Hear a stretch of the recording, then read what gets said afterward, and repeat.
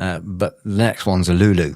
There was a belief that touching the hand of a person who'd just been hanged could cure tumours, goiters and other growths.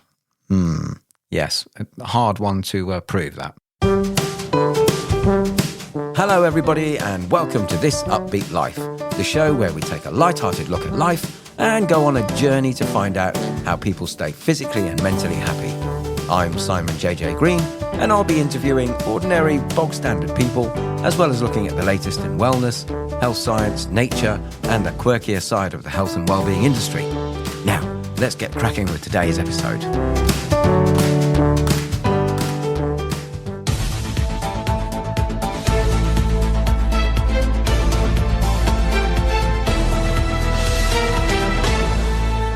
Oh yeah, fish oil. Is it really doing anything for your brain?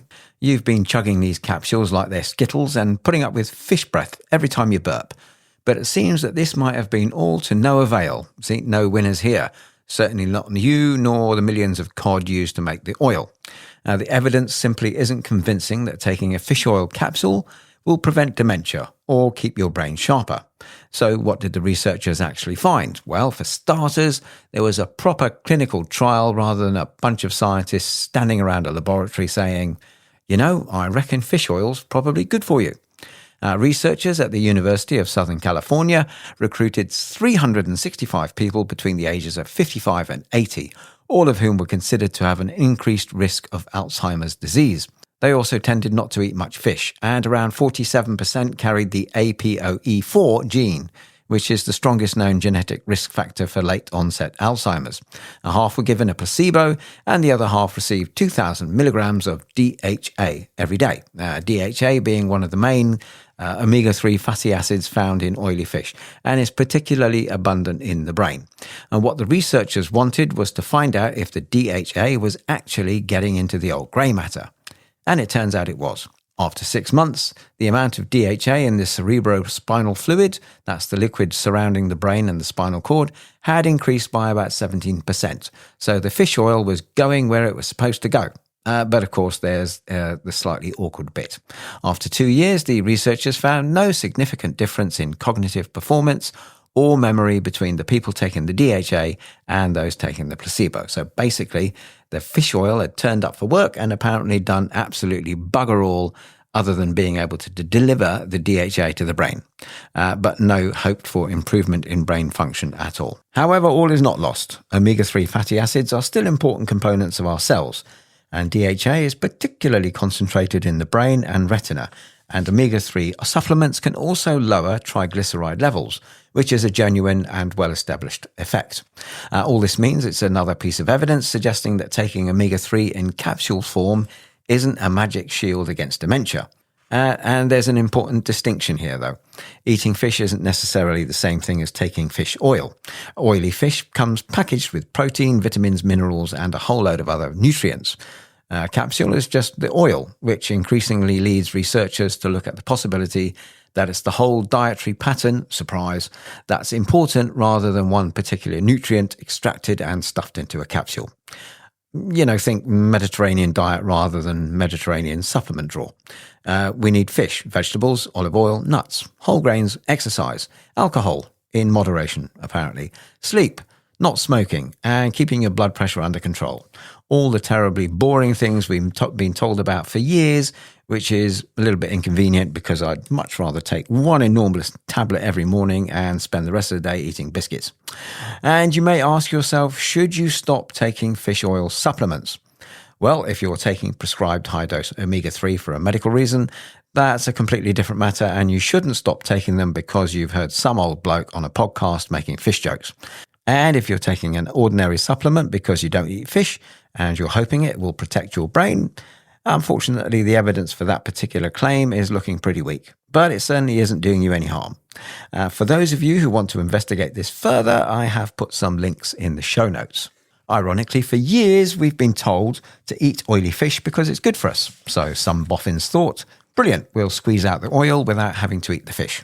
Though I'm not sure how fish oil is extracted, but I strongly suspect it's not good for the fish. We've essentially taken a perfectly sensible piece of dietary advice and looked for a shortcut and thought, yes, but can we make it into a pill? I reckon if you really want some omega-3, have some delicious salmon, sardines or mackerel, although maybe not immediately before a first date, because unlike the supplement, the fish will definitely give you something else, fish breath.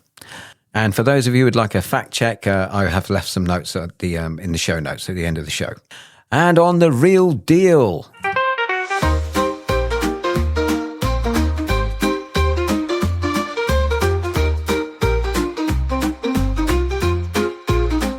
Oh yeah, the reverse bucket list. Is this the mystical secret to happiness? Hello, lovely people, and welcome to another episode of This Upbeat Life, where I take a cheeky look at the wellness industry and the people who try and flog you stuff you didn't know you didn't need, as well as trying to get to the bottom of what makes us happy.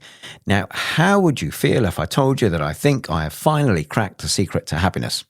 Not a secret, but the secret. But before you get too excited, no, it's not a new supplement, magic mushrooms, or a subscription to meditating with llamas, or even a newly discovered Amazonian berry. No, it turns out the secret to happiness might be wanting less. I know you're flabbergasted. Actually, where is your gast and how is it flabbered? Anyway, yeah, that's it in a nutshell. Wanting less. After thousands of years of people called things like Moonbeam, Rainbow, Cherry, Blossom, Jones, no offense to anyone actually called Moonbeam, Rainbow, Cherry, Blossom, Jones, of philosophers, psychologists, gurus, wellness influencers, and the like spending their lives trying to work out how to make us happy, the answer could simply be stop wanting so much stuff. There, I said it. Yes, that's a spanner in the works for capitalism. But hear me out. Many of us have a bucket list, both physical or mental, where we make a note of all the things we would like to do, achieve or have before we pop our clogs and shuffle off this mortal coil.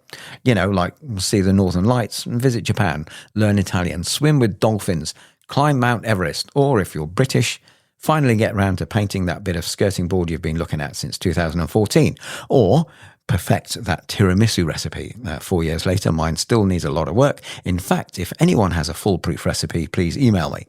The idea of wanting less stuff came from Arthur C. Brooks, though I feel the Japanese may have sneaked in a few centuries earlier with a similar idea around minimalism.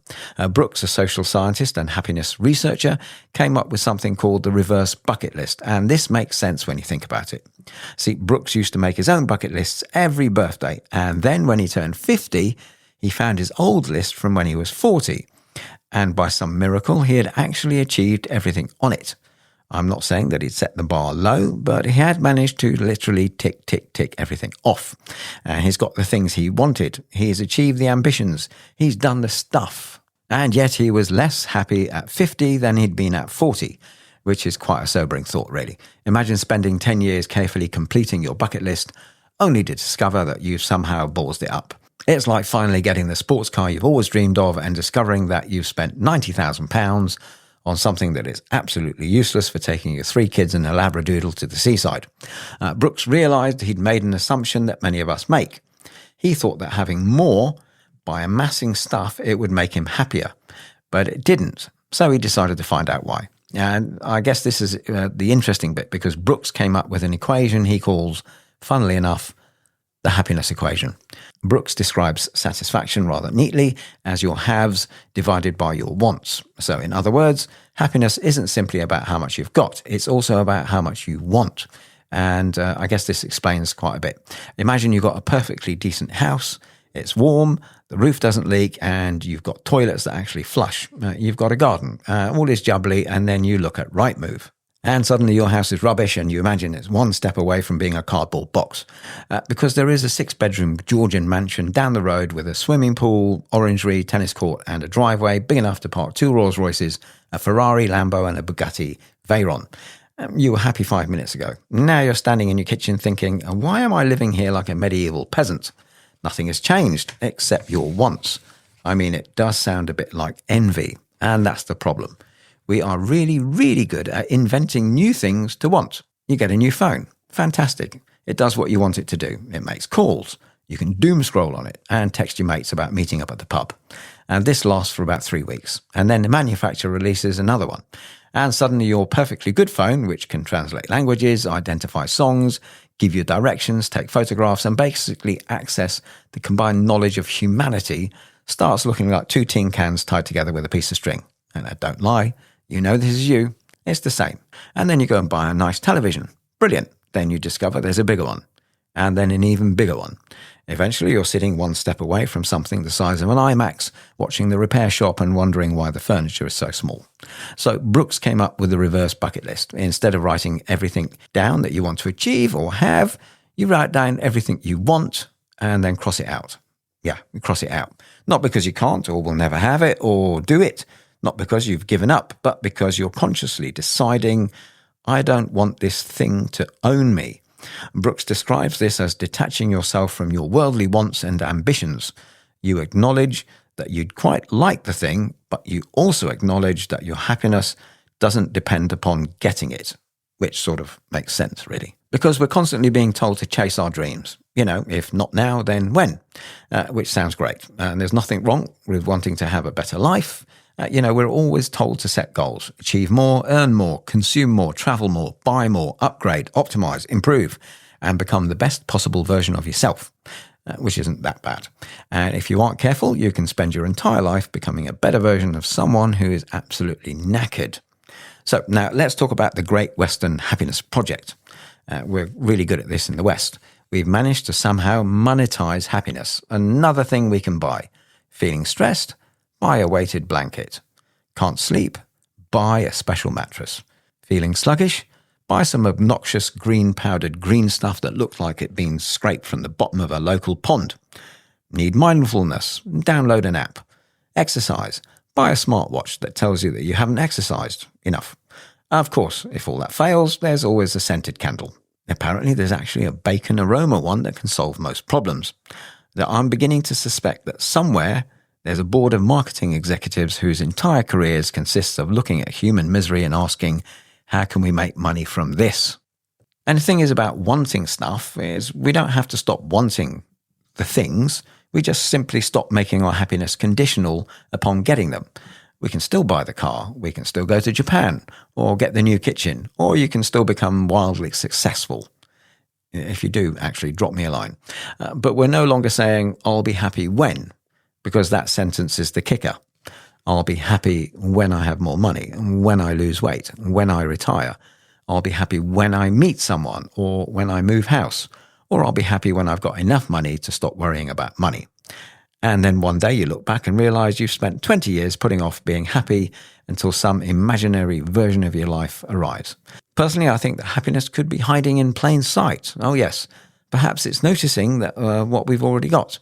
That ordinary Thursday evening when nothing particularly exciting happens, or a lovely cup of tea in the garden, a laugh with a friend, having time with your grandchildren, your favourite song coming on the radio, the dog being pleased to see you even though you've been upstairs for 4 minutes, a decent meal, sunshine, a walk, being able to sit down and take your shoes off after a long day, that glorious moment when you find something you thought you'd lost, or when you open the biscuit tin and find you've already bought some custard creams. I guess that what I'm getting at is that none of these things are particularly impressive because perhaps they don't belong on a conventional bucket list or even a gratitude list. And that, my lovely listeners, could be the point. Sometimes these bits of happiness sneak up on you when you least expect it and while you're busy trying to achieve something else. Now, as for me, I stopped treating life like it's a giant to-do list. I've spent more time appreciating and saying, well, this will do for now. Because constantly chasing the next thing, I became so busy looking at what I haven't got and completely missed what I did have. Try it yourself, maybe. Make your own reverse bucket list. The first thing on my list was wanting a super-duper new computer to replace the aging and clunky one I am using now.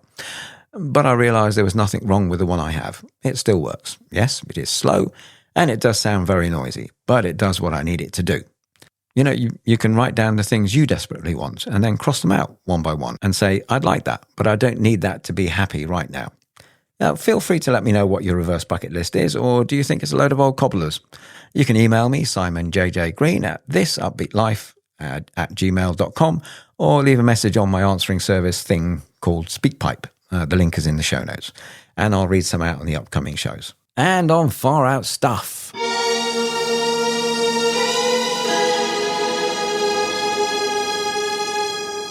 Oh yeah, home remedies. When you're feeling ill and want nothing to do with a doctor because Auntie Ethel swears by leeches and bloodletting. There is something really British about a home remedy. You could be lying on the sofa, feeling bunged up and say, I think I've got a bit of a cold. Unless you're a man, of course, in which case you're obviously lying there dying. And before you've even finished the sentence, Auntie Ethel will appear from the kitchen carrying half an onion, a bottle of vinegar and a rolling pin. Put this on your feet. What is it? Mustard. Surely it goes on sausages. No, feet. Why? Because my mother used to do it.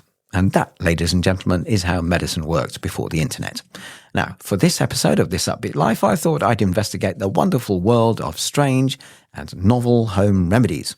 I asked people on Threads and Reddit what their families swear by, and I also went rummaging around the internet and found some rather alarming historical remedies. And it turns out humanity has been extraordinarily inventive when it comes to trying to make ourselves feel better.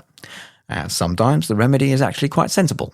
Sometimes there might even be a little bit of science behind it. But sometimes you look at it and think, you know what, I think there was a witch doctor involved. So let's start with the kitchen cupboard. One person online told me that their remedy for a kitchen burn is soy sauce. Oh yeah, soy sauce. Now, I can see the logic. It's salty, it's liquid, it's dark, and if you burn yourself while making a stir fry, it's conveniently within arm's reach. Unfortunately, none of these things make it a treatment for a burn, apparently. Obviously, the NHS advice is rather less exciting or tasty. Cool the burn under cool running water for around 15 to 30 minutes. Don't put any creams, lotions, or household substances on it. You heard me, household substances. So if you burn your hand while cooking, don't reach for the Kikkoman, reach for the tap. I mean, the great thing about home remedies is that they don't necessarily require you to understand why something works. You just need someone to say, trust me, which is how we ended up with a lot of history. And another one that's come up is Vicks Vapor Rub behind your ears and slathered on your feet. Really get it in between the toes, then put warm socks on top. And this is a remedy for a nighttime cough, apparently, something on your feet. And then vinegar for nosebleeds. Twist up a tissue, dip it in some vinegar. This person likes to use apple cider vinegar and stick it up your hooter. It says it will stop the nosebleed, and Bob's your uncle. I don't know about that one. You can also put onions on the soles of your feet, wrap it in plastic, and then put on socks. Do this before bed. Apparently their paediatrician recommended it. So get some onions, doesn't say whether they're cooked or raw. Put them on the soles of your feet, wrap it in plastic wrap, and put on some socks. And then sleep all night with it on. Yeah. And then sage and cider vinegar tea for a sore throat. Yeah, I can see that. Steep the sage leaves in a mug of boiling or hot water, add a teaspoon or two of cider vinegar, and then let it cool and sip or gargle. This has been recommended by a singer who says it works, obviously. And then someone else says a teaspoon of either English or Dijon mustard. It doesn't say there's a preference. And some Vicks Vapor Rub again on the soles of their feet. And they said it works for colds. What is this with Vicks Vapor Rub and stuff on your feet? Yeah, anyway.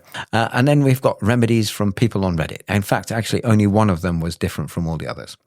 It said a weekly series of large volume enemas. Yeah, okay. So it seems that a lot of these are mixtures of three things, like traditional knowledge, personal experience, and a generous dollop of coincidence. If you drink something warm, rest in bed, drink plenty of fluid, and your viral infection disappears 3 days later. Was it the turmeric? Was it the milk? Or was it the bed rest? Or, could be this one. Was your immune system actually simply doing its job? We don't always know, but apparently grandma does. Grandma knows everything. So how about going back a couple of hundred years? Actually, it's quite a few hundred years.